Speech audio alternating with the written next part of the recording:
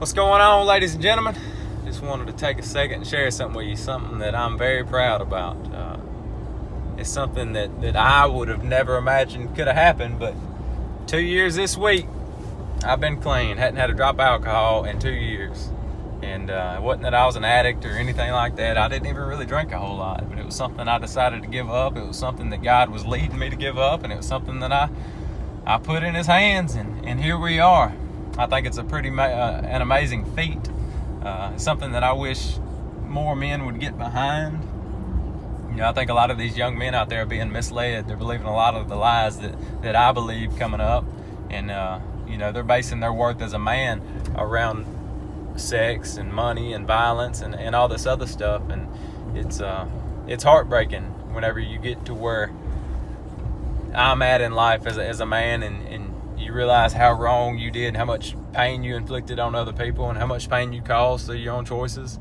And you look around and you start seeing all these other people making the same decisions, and you just see the smiles on their face, and you see the joy that they're taking in it, and they're not even realizing that, you know, they're pouring gas on their own house. That's something that I wish these young men would take hold of, and they'd realize that God didn't create us to be these selfish human beings that just go and do as we please. And it isn't because He's wanting to restrict us from fun. It's because He knows the value within us. We were created in His image. And anytime we, you know, sleep with somebody and do all these things, we're giving away a piece of us. You know, we're basically decreasing our value in ourselves. And the more you give yourself away, the less you have to offer society. And in the end, the emptier you feel. So you go out and you try to do it more. It's like, you know, addicts, I hear addicts talking about heroin and stuff like that, and they say that first rush, that first high was the best they'll ever have, and they spend the rest of their lives chasing it if unfortunately they get addicted. I know that for me, you know, like I mentioned, alcohol was not an addiction. I'd done a lot of drugs, sold a lot of drugs, was violent, I guess, in ways, and the euphoria of women and the euphoria of fighting, I think, was the thing that I hid behind, and simply because I had a hole inside of me that looking back on it now, I can see that I had a pain and emptiness in me that I just become so disgusted with who I was that I wanted to make other people feel that way. But thankfully, over time, God began to show me that there's more to life than this. He began to show me that there's more to being a man than what I thought. He actually, 2 or 3 years ago, He began tearing down the kingdom that I'd built for myself.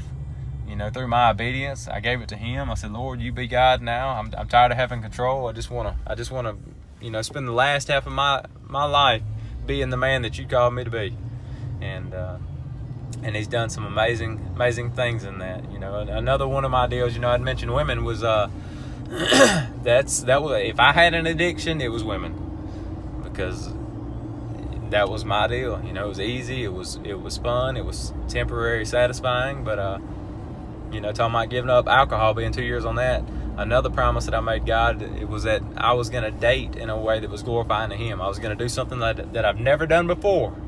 I was going to actually use some sense in picking a woman. And I can honestly say that even in that, there's been one woman that I've dated in I don't know, 2.5 years. And that's something else that I'm proud about. But guys, you don't ever hear anybody talking about stuff like this because people think, oh, you bragging, you this and that. No, I'm proud of what God's doing in my life. Fellas, I wish that more of you would begin to get on this journey. I see men from time to time, you know, taking a hold of this. You know, some go a little ways and then they turn back, and then some stick with it. But guys, I think that the world would probably be a lot better place. I think that there'd be a lot healthier families. There'd be a lot more good in the world. We'd be leading these families. We'd be leaders, and we'd be doing it in a way that glorifies God, which is what He intended, if we began to take hold of this stuff.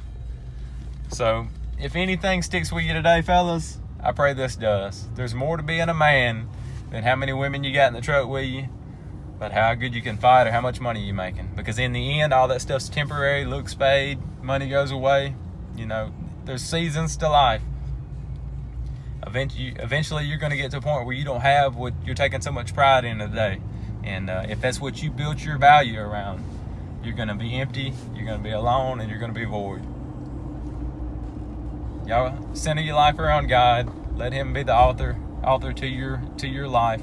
He's the author to my testimony, and my prayer is that eventually y'all see that. I pray that eventually y'all see it, and it'll inspire others to do the same. But I love y'all. I just wanted to share that with you. Kind of went a little deeper than what I thought, but if it'll glorify the kingdom and glorify God, then so be it.